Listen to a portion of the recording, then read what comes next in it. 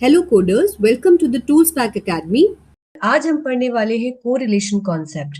सबसे पहले जानेंगे कि व्हाट इज कोरिलेशन और उसके टाइप्स क्या है, मतलब वो कितने कितने तरीके के कोरिलेशन होते हैं। Okay, so let's understand what is correlation. Correlation is a statistical measure. यहाँ पे मैंने एक टेक्निकल डेफिनेशन लिखी है। कोरिलेशन क्या है? एक स्टैटिस्टिकल मेजर है। It is a statistical measure that describe the degree and direction of relationship between two variables. अब इसको समझिए पहले।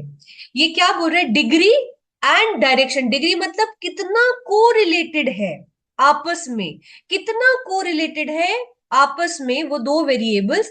एक तो वो उसको मेजर करता है, दूसरा आपको चार्ट के थ्रू और डायरेक्शन के थ्रू भी बताता है कि किस तरीके का कोरिलेशन है। ठीक है, तो फिर से इसको पढ़ लेते हैं।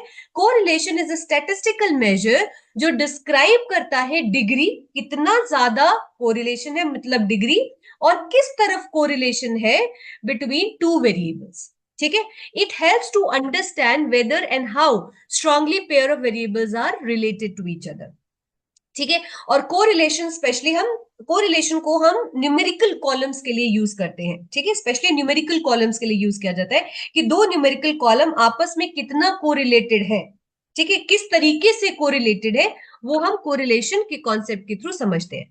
आप देख सकते हैं कि टाइप ऑफ कोरिलेशन मैंने यहां मेंशन किया है। There are three types of correlation: negative correlation, zero correlation and positive correlation. और उसके साथ साथ मैंने यहाँ पे कुछ आपको ग्लिम्स दिए हैं चार्ट के कि नेगेटिव कोरिलेशन किस तरीके का होगा, कि उसकी डायरेक्शन कुछ डाउनवर्ड डायरेक्शन होगी। ठीक है, जीरो कोरिलेशन हमारा सिर्फ स्ट्रेट लाइन होगा, कुछ भी उसमें मूवमेंट नहीं दिखेगी आपको ग्राफ में। पॉजिटिव कोरिलेशन अगर हमारा एक वेरिएबल एक्स पे रिप्रेजेंट कर रहा है, दूसरा वेरिएबल वाई पे, तो यहाँ पे पॉजिटिव कोरिलेशन दिखेगा, मतलब दोनों ही वेरिएबल्स इंक्रीजिंग डायरेक्शन में है, दोनों ही वेरिएबल इंक्रीजिंग डायरेक्शन में है। और यहाँ पे नेगेटिव कोरिलेशन है, ये जीरो है और ये पॉजिटिव है। अब ये इंक्रीजिंग डायरेक्शन है, ये डिक्रीजिंग डायरेक्शन है, इसका क्या मतलब है? ये जब मैं आपको चार्ट क्रिएट करूंगी और कोरिलेशन मतलब डिग्री मेजर करूंगी, तब आपको ज्यादा अच्छे से समझ में आएगा। तो इस स्लाइड में बेसिकली आपको क्या समझना है कि कोरिलेशन क्या होता है। It is a statistical measure that describe the degree and direction of a relationship between two variables, and it helps to understand whether and how strongly pair of variables are related to each other. आपको definition learn करनी है क्योंकि interview में आपको definition ही बोलनी है। Three types के correlation होते हैं: नेगेटिव, जीरो एंड पॉजिटिव। ये अपने दिमाग में बैठा लेना कि थ्री टाइप्स के कोरिलेशन होते हैं: नेगेटिव, जीरो एंड पॉजिटिव। ठीक है, आई होप ये स्लाइड आपको समझ में आ गई होगी। अब नेक्स्ट पॉइंट देखते हैं कि इसको मेजर कैसे करते हैं। तो ये मैंने एक डेटा अवेलेबल किया है यहाँ पे आपके लिए। अगर आपको ये डेटा चाहिए तो डिस्क्रिप्शन बॉक्स में मैंने मेंशन कर दिया, वहां पे जाके डाउनलोड कर सकते हैं। ये डेटा क्या है? सैलरी और सेविंग का है। ठीक है, यहाँ एज और एक्सपीरियंस है और यहाँ पे एज और एनर्जी है। तो पहले देख लेते हैं। सबसे पहले हम लोग स्कैटर प्लॉट क्रिएट करते हैं। तो आप सबसे पहले आप डेटा सेलेक्ट कर लीजिए। ठीक है, तो ये दोनों कॉलम को मैंने सेलेक्ट किया और मैं यहाँ पे इंसर्ट में गई, यहाँ पे स्कैटर प्लॉट क्रिएट किया।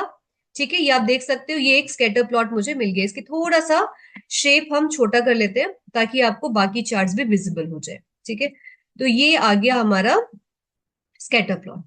ओके, इसको इंसर्ट कर लेती हूँ यहाँ पे, कुछ और भी मैं यहाँ पे। तो ये आ गया स्कैटर प्लॉट। ओके, अभी आप ये देख लो पहले, फिर मैं इसको बाद में स्मॉल करूंगी साइज को। तो ये स्कैटर प्लॉट आ गया। अब इसमें हम कैसे पता करेंगे कि डायरेक्शन क्या है, किस तरीके की डायरेक्शन है? तो आपको क्या करना है, इसमें ट्रेंड लाइन को ऐड करना है। ठीक है, ट्रेंड लाइन। तो आप देख सकते हो कि इसकी डायरेक्शन कहाँ है। इसकी डायरेक्शन पॉजिटिव मतलब अपवर्ड डायरेक्शन है। इसकी डायरेक्शन कैसी है? अपवर्ड डायरेक्शन है। तो जब भी आपको डायरेक्शन अपवर्ड दिखती है, इसका मतलब क्या हुआ कि ये भी इंक्रीज हो रहा है और ये भी इंक्रीज हो रहा है। अपवर्ड मतलब कि आपका सैलरी भी इंक्रीज हो रही है, तो ऑब्वियसली सेविंग भी इंक्रीज होगा। जैसे जैसे सैलरी इंक्रीज होगी वैसे वैसे सेविंग इंक्रीज होगा। तो दोनों ही वेरिएबल जब इंक्रीजिंग डायरेक्शन में होते हैं, तो हमारा ट्रेंड भी इंक्रीजिंग डायरेक्शन में ही हमें मिलता है। तो इस तरह के जो चार्ट्स होते हैं, इस तरह की जो डायरेक्शंस होती है, वो होती है पॉजिटिव। उसको हम बोलते हैं पॉजिटिव कोरिलेशन। ठीक है, उसको क्या बोलते हैं? Positive correlation. तो एक बार और क्लियर कर देती हूं कि दोनों वेरिएबल्स आपके इंक्रीजिंग डायरेक्शन में होंगे, तभी आपको ट्रेंड लाइन क्या होगी? इंक्रीजिंग डायरेक्शन में मिलेगी। ठीक है, पहली बात तो ये हो गई। दूसरी बात, और कैसे हम पता कर सकते हैं, और हमारा जैसे ये जो पॉइंट्स है, डेटा पॉइंट्स है, ये भी आप देख सकते हो कि ये भी इंक्रीजिंग डायरेक्शन में ही है, तो ये भी हमारा पॉजिटिव कोरिलेशन को डायरेक्ट करता है। ठीक है, और हम कोरल फॉर्मूला से अब इसकी डायरेक्शन तो समझ में आ गई। कोरल फॉर्मूला से अब हम इसकी डिग्री को मेजर करेंगे कि दोनों वेरिएबल आपस में कितने कोरिलेटेड है, कितने ज्यादा कोरिलेटेड है। ठीक है, तो लेट्स मेजर द डिग्री। तो इसको थोड़ा सा छोटा कर लेते हैं।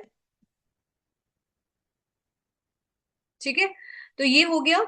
अब मेजर करते हैं कोरिलेशन। ठीक है, सो फॉर्मूला है CORR, कोरेल। ठीक है, फॉर्मूला है कोरेल। अब आपको यहाँ पे न्यूमेरिकल ही डेटा को सेलेक्ट करना है, कॉलम नेम सेलेक्ट नहीं करना है, तो कंट्रोल शिफ्ट डाउन किया, कॉमा। ठीक है, सेकेंड एरे सेलेक्ट कर लेते हैं, वो है control shift down again and close the bracket. अब आप देख सकते हो वैल्यू क्या आ रही है, 0.5। ठीक है, अगर आपको रिड्यूस करना है डेसिमल वैल्यू तो आप रिड्यूस कर सकते हो, तो आपको दिख जाएगा 0.5 इज अ कोरिलेशन वैल्यू। ठीक है, ये स्ट्रांगली कोरिलेटेड है। ठीक है, 0.5। अब इसका क्या मतलब है, इसको कंपेयर कैसे करेंगे, पहले हम दूसरे ग्राफ्स भी बना लेते हैं। तो अगेन इसको सेलेक्ट किया और इंसर्ट में गए और यहाँ पे स्कैटर प्लॉट क्रिएट कर दिया। ठीक है, अब आप देख सकते हो ये डॉट्स नजर आ रही है आपको। ठीक है, ये हमारा क्या है, age, and this is our expenditure.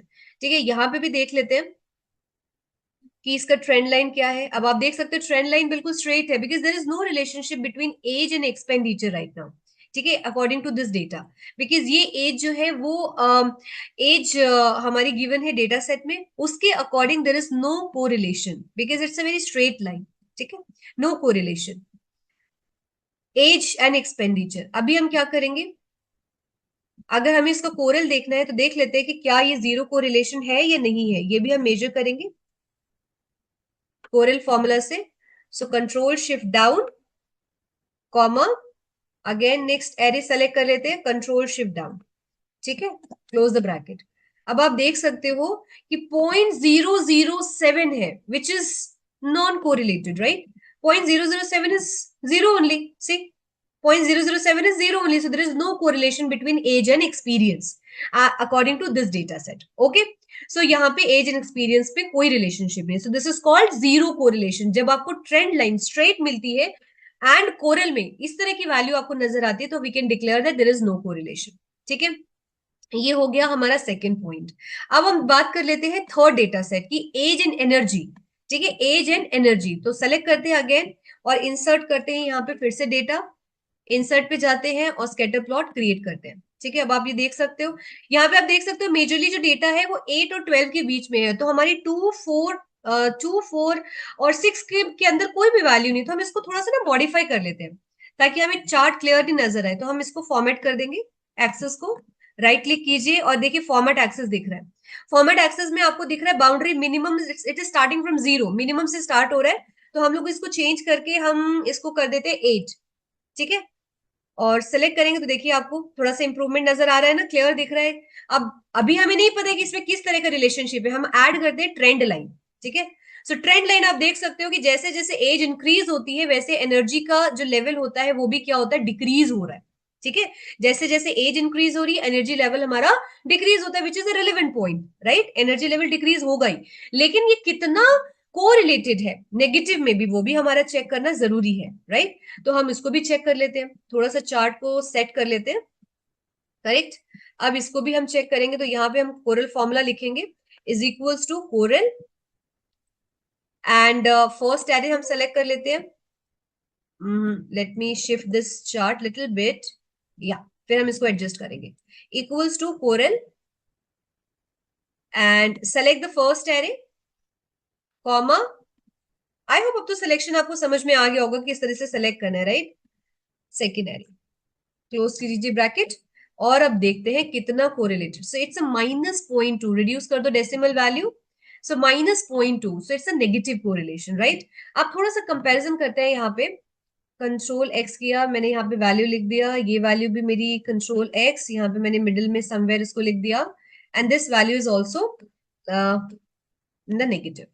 ठीक है, सो आप देख सकते हो, अब मैं इसको इंक्रीज करती हूँ। ठीक है, अब तीन सारे चार्ट्स आपको नजर आ रहे हैं यहाँ पे, राइट। नेगेटिव का सिनेरियो भी नजर आ रहा है, पॉजिटिव का सिनेरियो भी आपको नजर आ रहा है, और जीरो का सिनेरियो भी आपको नजर आ रहा है।